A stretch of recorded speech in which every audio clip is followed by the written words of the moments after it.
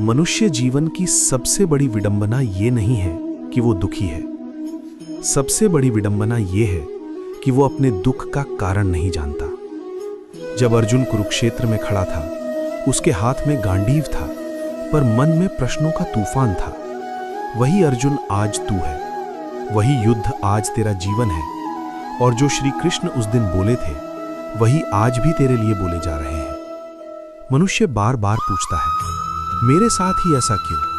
मैं सही होकर भी दुखी क्यों? मेहनत करता हूं फिर भी फल क्यों नहीं? कृष्ण मुस्कुराते हैं। वे कहते हैं, तू जीवन से नहीं हार रहा, तू अपेक्षा से हार रहा है। जब तक तू जीवन से कुछ पाने आया, कर्म केवल काम नहीं है, कर्म है तेरी नियत प्लस तेरी चेतना। दो लोग एक ही काम करते हैं, एक बंधन में जाता है, दूसरा मुक्त हो जाता है। क्यों?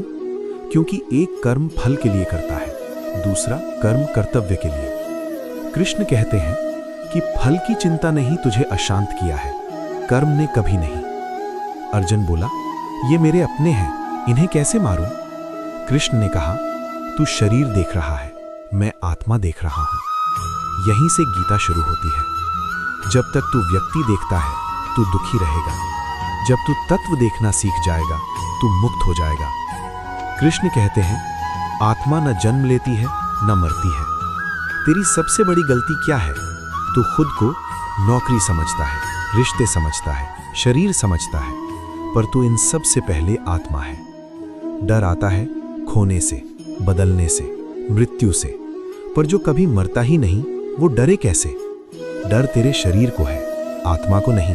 कृष्ण हर समय बोलते नहीं, कभी कभी वे चुप रहते हैं। क्यों? क्योंकि कुछ सत्य सुने नहीं जाते, अनुभव किए जाते हैं। आज से दिन में एक बार खुद से पूछ, मैं ये क्यों कर रहा हूं? अगर जवाब है डर, लालच, दिखावा, तो समझ जा तू बंधन में जा रहा है। अगर जवाब है कर्तव्य, प्रेम, शांति, तो समझ जा गीता पलायन नहीं सिखाती। गीता कहती है, भाग मत, जाग। दुख से भागना नहीं, दुख को समझना ही समाधान है। जीवन में शांति पाने के लिए कुछ छोड़ना नहीं पड़ता, सिर्फ एक चीज छोड़नी पड़ती है, अहंकार का विज्ञान। क्यों अच्छे लोग ज्यादा टूटते हैं? कृष्ण का सबसे खतरनाक सत्य। अगर आप चाहें तो मैं अभी बस लिखें। कृष्ण कहते हैं, सबसे बड़ा शत्रु बाहर नहीं भीतर है। अर्जुन चुप था, उसकी आंखों में भय नहीं था, उसकी आंखों में अहंकार की उलझन थी। वो सोच रहा था, मैं ये कैसे करूं? लोग क्या कहेंगे? इतिहास मुझे कैसे याद करेगा? कृष्ण ने एक वाक्य कहा, तू करता नहीं है। और यहीं से अहंकार का विज्ञान शुरू होता है। अहंकार का मतलब घमंड नहीं है, अहंकार का मतलब है मैं ही सब कुछ कर रहा हूं। जब तू कहता है मैं सफल हुआ, मैं असफल हुआ, मेरी वजह से ये हुआ, वहीं अहंकार जन्म लेता है। कृष्ण कहते हैं, तू माध्यम है, स्रोत नहीं। क्यों अच्छे लोग ज्यादा टूटते हैं? ये प्रश्न हर युग में पूछा गया है कि जो अच्छा होता है वही क्यों दुखी होता है? कृष्ण का उत्तर बहुत कठोर है। वे कहते हैं, क्योंकि अच्छे लोग अपेक्षा रखते हैं। अच्छा व्यक्ति सोचता है, मैंने अच्छा किया तो अच्छा मिलेगा, मैंने त्याग किया तो समझा जाएगा, मैंने सच्चाई रखी तो न्याय मिलेगा। लेकिन जीवन लेन देन पर नहीं चलता। कर्म का दूसरा रहस्य, कर्म न्याय नहीं करता, कर्म संतुलन करता है। जो तू देता है वह उसी रूप में वापस नहीं आता। कभी ज्ञान बनकर आता है, कभी शक्ति, कभी वैराग्य, पर जो तुरंत फल चाहता है वो सबसे ज्यादा दुखी होता है। अहंकार कैसे टूटता है? अहंकार को कृष्ण नहीं तोड़ते, जीवन तोड़ता है। बार बार असफलता, अपमान, अनदेखा किया जाना, ये सब दंड नहीं है, ये दीक्षाएं हैं। कृष्ण कहते हैं, जिसे मैं ऊंचा उठाना चाहता हूं, पहले उसे झुकना सिखाता हूं। अर्जुन का दूसरा भ्रम। अर्जुन बोला, अगर सब पूर्व निर्धारित है तो मैं कर ही क्यों रहा हूं? कृष्ण मुस्कुराए। उन्होंने कहा, कर्म तेरा अधिकार है, परिणाम मेरी व्यवस्था। तू चलने के लिए उत्तरदायी है, मंजिल के लिए नहीं। सबसे खतरनाक सत्य। कृष्ण कहते हैं, तेरा दुख किसी और ने नहीं दिया, न परिस्थिति ने, न व्यक्ति ने। तेरा दुख पैदा हुआ तेरी प्रतिक्रिया से।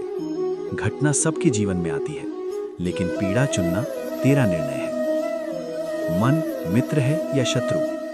गीता कहती है, मन ही मित्र है, मन ही शत्रु है। जब मन अतीत में रहता है, अपराध बोध, भविष्य में रहता है, चिंता, तब वह शत्रु बनता है। जब मन वर्तमान में रहता है, कर्म में लीन रहता है, तब वह मित्र बनता है। अभ्यास। हर बार जब मन दुखी हो, खुद से पूछ, पहला, ये सच में हो रहा है या मैं सोच रहा हूं? दूसरा, क्या ये मेरे नियंत्रण में है? तीसरा, 5 साल बाद इसका क्या अर्थ रहेगा? 90% दुख तीसरे प्रश्न पर ही समाप्त हो जाते हैं। त्याग का गलत अर्थ। लोग समझते हैं त्याग मतलब सब छोड़ देना। कृष्ण कहते हैं, त्याग मतलब आसक्ति छोड़ देना। तू घर में रह, पर घर तुझे न बांधे। तू रिश्ते निभा, पर उनसे पहचान न बना। क्यों लोग कृष्ण को नहीं समझते? क्योंकि वे चाहते हैं समाधान तुरंत, सुख स्थायी, जीवन सरल। लेकिन कृष्ण जीवन को सरल नहीं, सार्थक बनाते हैं। मौन का अर्थ। जब जीवन में सब टूटता है और कृष्ण चुप रहते हैं, तो समझ जा अब वे तुझे परिपक्व कर रहे हैं। का अंतिम सत्य। तू जिस शांति को बाहर खोज रहा है, वह तेरे भीतर है, पर वहां पहुंचने के लिए एक चीज छोड़नी पड़ेगी, मैं सही हूं का अहंकार। कृष्ण कहते हैं, तू हारता नहीं है, तू तैयार किया जाता है। अर्जुन अब शस्त्र छोड़ चुका था। ये शस्त्र त्याग नहीं था, ये भ्रम त्याग था। उसका प्रश्न सीधा था, मैं सब कुछ करने के बाद भी क्यों हारता हूं? यही प्रश्न हर मनुष्य का है। पुरुषार्थ का भ्रम। मनुष्य सोचता है, अगर मैं पूरी मेहनत करूं तो सफलता निश्चित है। कृष्ण कहते हैं, मेहनत आवश्यक है, पर्याप्त नहीं। पुरुषार्थ तेरा अधिकार है, पर उसके बाहर भी 3 शक्तियां काम करती हैं। 1 समय, 2 परिस्थितियां, 3 संस्कार, पास्ट इंप्रेशंस। भाग्य क्या है? Destiny explained. भाग्य कोई सजा नहीं है, भाग्य पूर्व कर्मों की गति है। कृष्ण कहते हैं, जो आज तेरे साथ हो रहा है, वो किसी न किसी दिन तूने आरंभ किया था। भाग्य तुझे रोकने नहीं आता, तुझे दिशा देने आता है। प्रयास प्लस समर्पण बराबर विजय। कृष्ण कभी नहीं कहते, सब मुझ पर छोड़ दे। वे कहते हैं, पूरा कर फिर छोड़।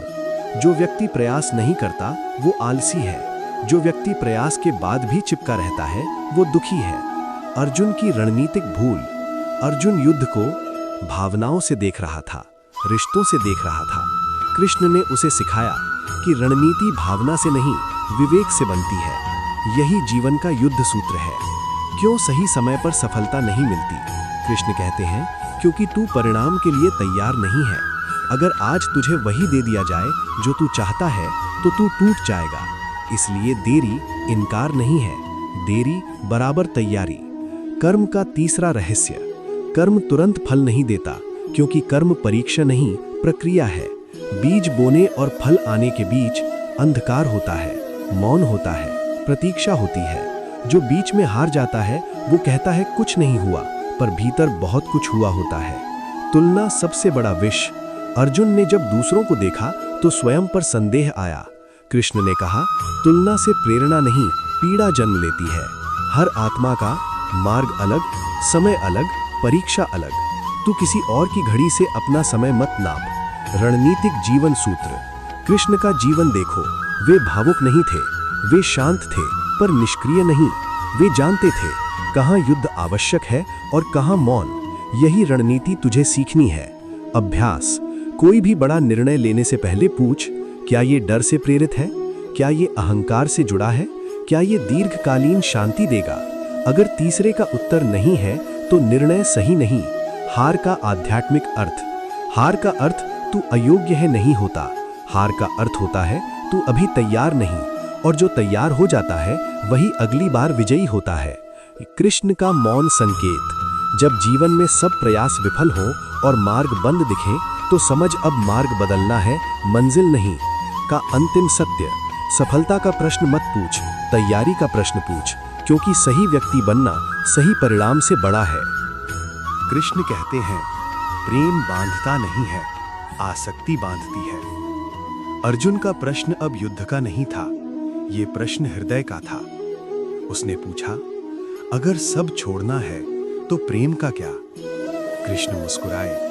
उन्होंने कहा, जो छोड़ने योग्य था वो प्रेम नहीं था। कृष्ण कहते हैं, तू अकेला नहीं है, तू स्वयं से अपरिचित है। अर्जुन अब प्रश्न नहीं कर रहा था, वो सुन रहा था, क्योंकि कुछ उत्तर शब्दों में नहीं होते। अकेलापन बनाम एकांत। मनुष्य जिसे अकेलापन कहता है वो वास्तव में है स्वयं से सामना। अकेलापन पीड़ादायक होता है, एकांत मुक्तिदायक। अंतर सिर्फ इतना है, अकेलापन भय, एकांत स्वीकार। लोग शोर क्यों खोजते हैं? क्योंकि शोर में विचार दब जाते हैं, सत्य टल जाता है। कृष्ण कहते हैं, जो भीतर शांति नहीं पा